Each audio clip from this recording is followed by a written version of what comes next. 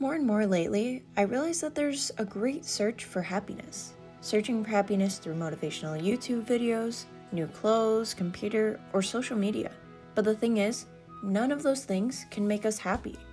I started making videos with the intention of them being meaningful and hopefully being helpful to someone.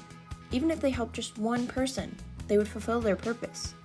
But when deciding on my next topic, I realized there's something that people need that is so much greater than motivation or a soft reminder: happiness.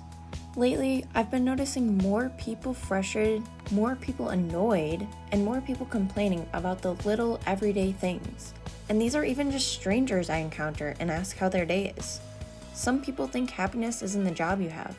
Some believe it's who you spend your time with. Some believe it's the activities that you do, and others think it's where you're located. And then there's the people who just say, happiness comes from within. I don't exactly know what that means. Don't get me wrong, I'm happy, but if happiness comes from within, how come we can't just choose when we're happy? Like truly happy?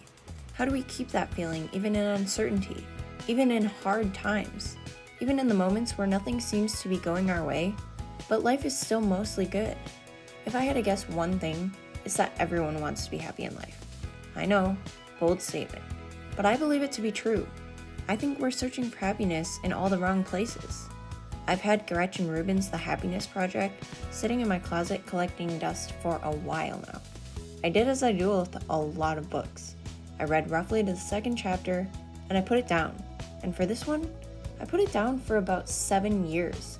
A few days ago, I decided to pick it back up, and in reading the Getting Started chapter, she said she's not unhappy, but she feels like she's not taking the time to look around and enjoy the great life she has. Not looking for happiness in the little things, but instead snapping at the smallest things and complaining just a little too much. And when I read that, my mind said, that's you. You see, I want to not focus so much on the negatives and more on all of the blessings that God has put in my life.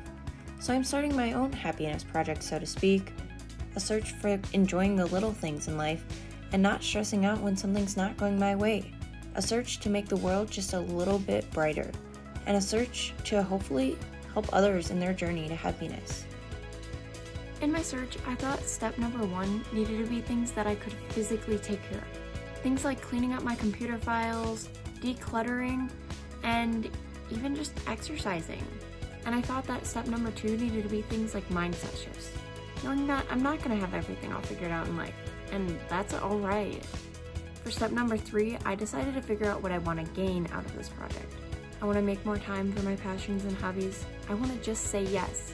I want to be decisive, without wondering what could happen. I want to strengthen my relationship with God, and I want to just spend more time outside. With all of that, I want to make a plan. I know that if I just jump right into doing all of this at once, I'll get overwhelmed, give up, and get frustrated. So instead, I'm going to create a rough plan to incorporate all the things in my search, and in this plan will be for a year. Although I don't know how this is going to work out in the end, I still encourage you to do this too, because I know that everything we do in life leads us just a little bit closer to the things that we're meant to do, even if there are a few bumps in the road.